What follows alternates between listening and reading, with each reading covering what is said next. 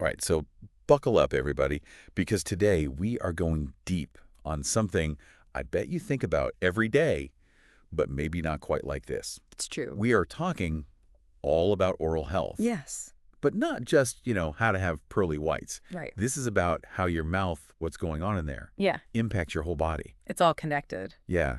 Ever get that feeling like, okay, I should know more about this stuff, but Oh, yeah. those pamphlets at the dentist's office? Yeah.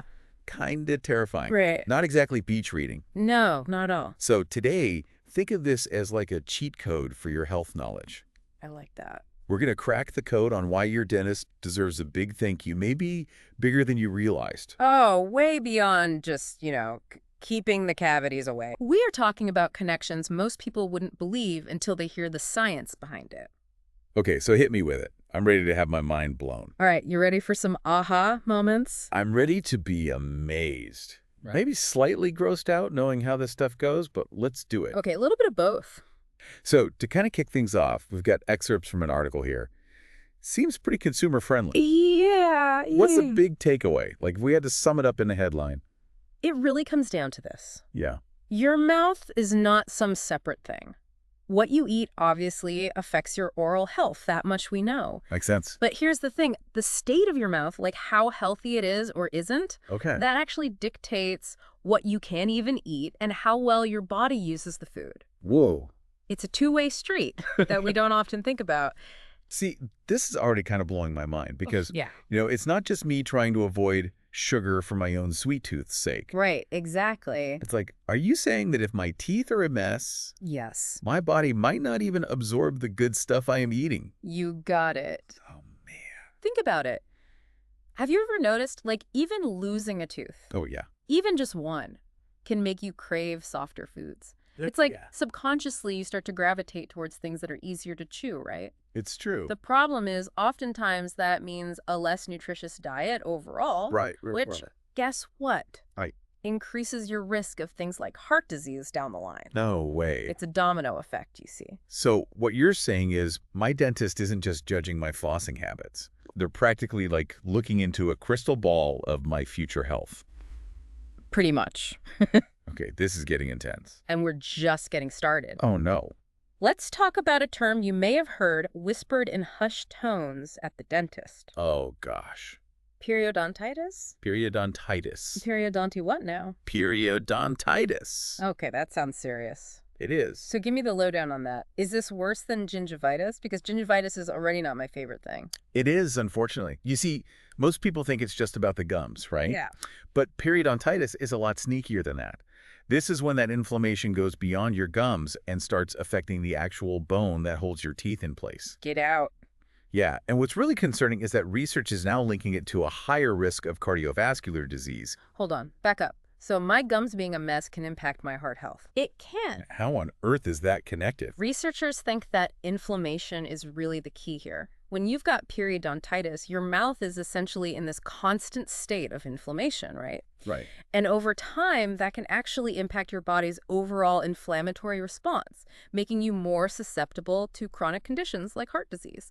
So let me get this straight. It's not just about having like a sparkly smile and fresh breath. It's about this low-grade chaos that inflammation's causing that can actually mess with the rest of your body. That's exactly it, and it gets even wilder. Oh no, what now? Research is now exploring a potential link between periodontitis and, get this, Alzheimer's disease. Oh, okay, now we're going there. Yeah. Alzheimer's. That's kind of terrifying.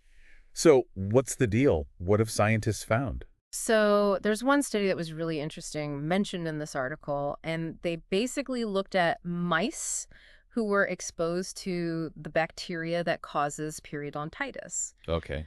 And get this, those mice started to show changes in their brains that were similar to what you see in humans with Alzheimer's, like eerily similar. So hold on. Are we saying that like brushing your teeth or not brushing your teeth could increase your risk of developing Alzheimer's down the line? Like, is that what we're saying? Well, it's important to remember it's still really early in terms of research. Okay. And the article, it makes it clear that more studies are needed, which, yeah, more studies are definitely needed. Yeah. But it's a significant area of study. Okay. And I don't know about you, but for me, it's a little unsettling. It's a lot to process, for sure. Right. We're talking Alzheimer's here. That's a big deal. Absolutely. Absolutely. Okay. So, all right, I need a minute to digest all that. Sure. But we're not done yet, are we? Not quite. Oh, man. While that connection with Alzheimer's is still being explored, there is another link that researchers have found that's pretty alarming as well, and this one involves diabetes. Oh, man. Here we go. Tell me there's some good news in here somewhere. Well, you know what they say, knowledge is power, right? All right. I like that. I like that. So did you know that people with type 2 diabetes are actually 3 times more likely to have dental problems? 3 times. Seriously, what's going on there? It's really interesting, actually. It all comes down to, you guessed it, blood sugar. When you've got diabetes, you've got that excess sugar in your blood, right? Right. Well, that extra sugar, it ends up in your saliva, too. Oh. And what do bacteria absolutely love to feast on? Sugar. Sugar, exactly. So it's almost like having diabetes throws a party for all the bad bacteria in your mouth. Ugh, it sounds awful. Okay, so it's like having diabetes makes it even harder to stay on top of your oral health. Talk about adding insult to injury. That's a good way to put it. But here's where it gets even more interesting. It actually works both ways. What? Right. Having periodontitis, so that gum disease we were talking about, Right. can actually make it more difficult to manage your diabetes. No way. Yeah. The inflammation from the gum disease can mess with how your body responds to insulin. Oh, wow. So it's like this vicious cycle. Diabetes makes it harder to have good oral health, but then bad oral health makes it harder to manage your diabetes. You got it. And you know, we haven't even touched on how all of this can affect your quality of life, too. Okay, so quality of life. So I'm guessing this is going beyond just being bummed out about having a coffee stain on your teeth or something. Oh, absolutely. Yeah. While, yeah, feeling confident about your smile is amazing, this is about bigger implications. Okay. Think about it.